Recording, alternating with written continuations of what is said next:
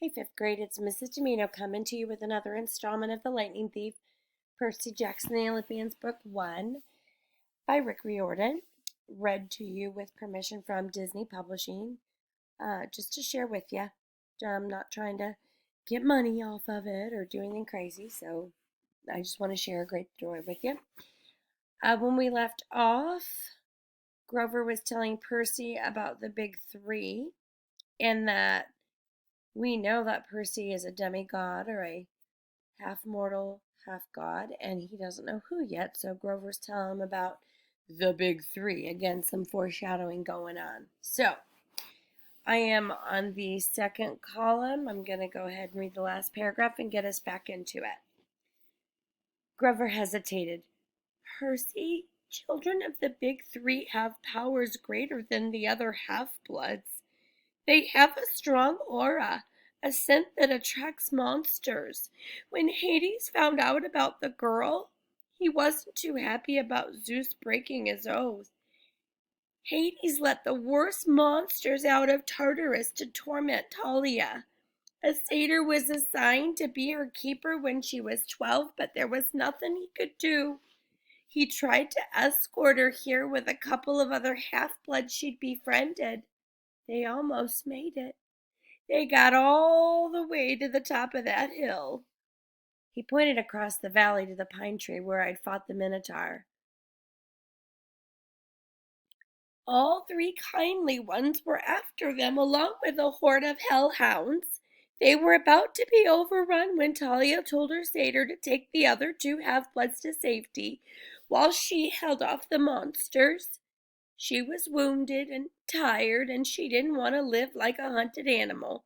The satyr didn't want to leave her, but he couldn't change her mind, and he had to protect the others. So Talia made her final stand alone at the top of that hill. As she died, Zeus took pity on her. He turned her into that pine tree. Her spirit still helps protect the borders of the valley. That's why the hill's called Half-Blood Hill. I stared at the pine in the distance. The story made me feel hollow and guilty too. A girl my age had sacrificed herself to save her friends. She had faced a whole army of monsters. Next to that, my victory over the Minotaur didn't seem like much. I wondered if I'd acted differently. Could I have saved my mother? Grover, I said, have heroes really gone on quests to the underworld? Sometimes, he said. Orpheus, Hercules, Houdini. And have they ever returned somebody from the dead? No, never. Orpheus came close. Percy, you're not seriously thinking. No, I lied. I was just wondering. So, a satyr's always assigned to guard a demigod. Grover studied me warily. I hadn't persuaded him that I'd really dropped the underworld idea. Not always. We go undercover to a lot of schools. We try to sniff out the half-bloods who have the makings of great heroes. If we find one with a very strong aura like a child of the big three, we alert Chiron. He tries to keep an eye on him since they could cause really huge problems. And you found me. Chiron said you thought I might be something special. Grover looked as if I'd just let him into a trap. I didn't. Oh, listen, don't think like that. If you were, you'd never ever be allowed a quest, and I'd never get my license. You're probably a child of Hermes, or maybe even one of the minor gods like Nemesis, the god of revenge. Don't worry, okay? I got the idea he was reassuring himself more than me. That night after dinner, there was a lot more excitement than usual. At last, it was time for Capture the Flag. When the plates were cleared away, the conch horn sounded, and we all stood at our tables. Campers yelled and cheered as Annabeth and two of her siblings ran into the pavilion carrying a silk banner. It was about 10 feet long, glistening gray, with a painting of a barn owl above an olive tree.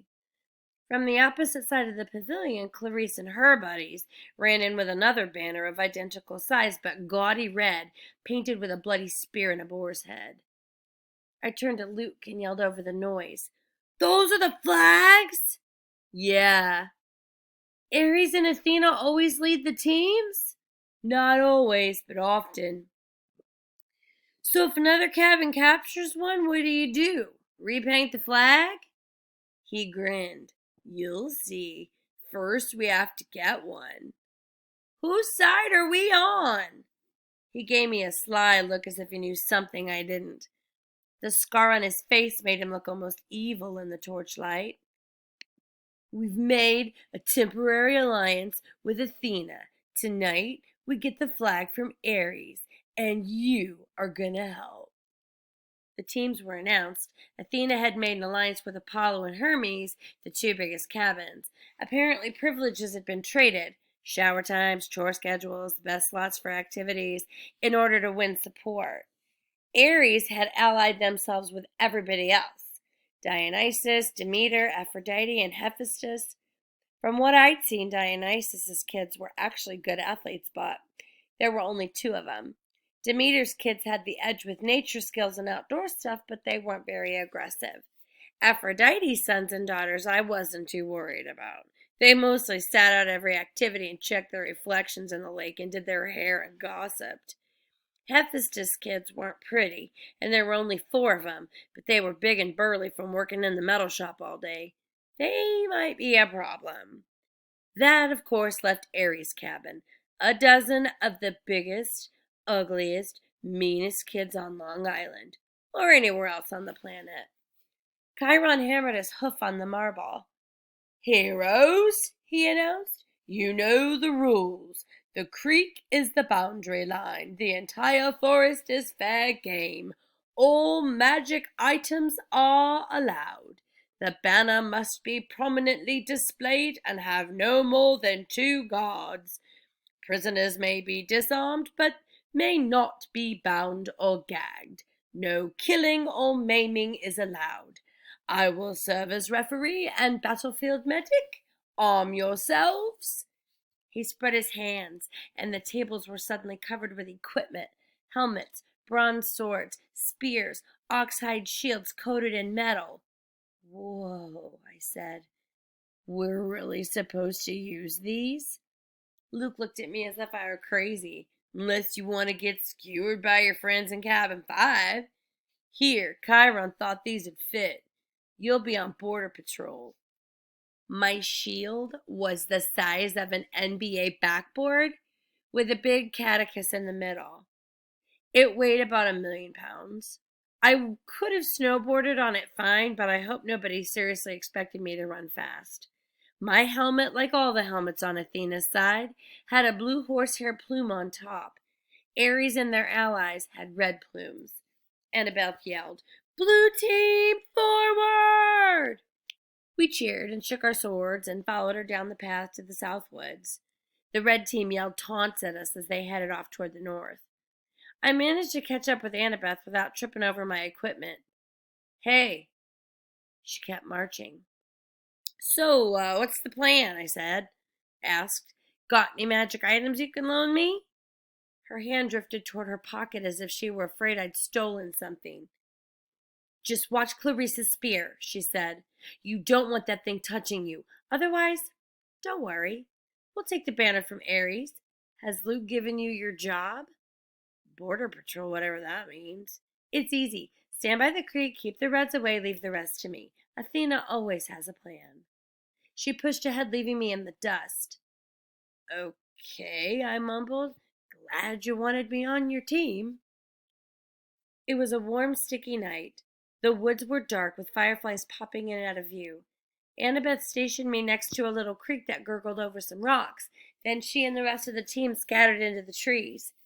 Standing there alone with my big blue feathered helmet and my huge shield, I felt like an idiot. The bronze sword, like all the swords I'd tried so far, seemed balanced wrong. The leather grip pulled on my hand like a bowling ball. There was no way anybody would actually attack me, would they? I mean, Olympus had to have liability issues, right? Far away the conchorn blew. I heard whoops and yells in the woods, the clinking of metal, kids fighting. A blue-plumed ally from Apollo raced past me like a deer, leaped through the creek, and disappeared into enemy territory. Great, I thought. I'll miss all the fun, as usual. Then I heard a sound that sent a chill up my spine, a low canine growl somewhere close by. I raised my shield instinctively. I had the feeling something was stalking me. Then the growling stopped. I felt the presence retreating. On the other side of the creek, the underbrush exploded. 5 Ares warriors came yelling and screaming out of the dark. "Cream the punk!" Clarice screamed. Her ugly pig eyes glared through the slits of her helmet. She brandished a 5-foot-long spear, its barbed metal tip flickering with red light. Her siblings had only the standard-issue bronze swords, not that that made me feel any better. They charged across the stream. There was no help in sight. I could run, or I could defend myself against half the Ares cabin. I managed to sidestep the first kid's swing, but these guys were not as stupid as the Minotaur. They surrounded me, and Clarice thrust at me with her spear. My shield deflected the point, but I felt a painful tingling all over my body. My hair stood on end, my shield arm went numb, and the air burned. Electricity. Her stupid spear was electric. I fell back. Another Ares guy slammed me in the chest with the butt of his sword, and I hit the dirt. They could have kicked me into jelly, but they were too busy laughing. "Give him a haircut," Clarice said. "Grab his hair." I managed to get to my feet. I raised my sword, but Clarice slammed it aside with her spear as sparks flew. Now both my arms felt numb. "Oh, wow," Clarice said. "I'm scared of this guy. Really scared." "The flag is that way," I told her. I wanted to sound angry, but I was afraid it didn't come out that way. "Yeah," one of her siblings said. "But see, we don't care about the flag. We care about a guy who made our cabin look stupid." "You do that without my help," I told him. It probably wasn't the smartest thing to say. 2 of them came at me. I backed up toward the creek, tried to raise my shield, but Clarice was too fast. Her spear stuck me straight in the ribs. If I hadn't been wearing an armored breastplate, I would have been shish kebabbed. As it was, the electric point just about shocked my teeth out of my mouth. One of her cabin mates slashed a sword across my arm, leaving a good-sized cut. Seeing my own blood made me dizzy, warm and cold at the same time. "No maiming," I managed to say. "Oops," the guy said. "Guess I lost my dessert privilege." He pushed me into the creek, into the creek, and I landed with a splash. They all laughed. I figured as soon as they were through being amused, I would die. But then something happened. The water seemed to wake up my senses, as if I just had a bag of my mom's double espresso jelly beans. Clarice and her cabin mates came into the creek to get me, but I stood to meet them. I knew what to do. I swung the flat of my sword against the first guy's head and knocked his helmet clean off. I hit him so hard I could see his eyes vibrating as he crumpled into the water. Ugly number 2 and ugly number 3 came at me. I slammed one in the face with my shield and used my sword to shear off the other guy's horsehair plume. Both of them backed up quick. Ugly number 4 didn't look really anxious to attack, but Clarice kept coming, the point of her spear crackling with energy. As soon as she thrust, I caught the shaft between the edge of my shield and my sword, and I snapped it like a twig. "Ah!" she screamed. "You idiot! You corpse breath worm!" She probably would have said worse, but I smacked her between the eyes with my sword butt and sent her stumbling backward out of the creek. Then I heard yelling, elated screams, and I saw Luke racing toward the boundary line with the red team's banner lifted high. He was flanked by a couple of Hermes guys, covering his retreat, and a few Apollos behind them fighting off the Hephaestus kids. The Ares folks got up, and Clarice muttered a dazed curse. ... To be continued.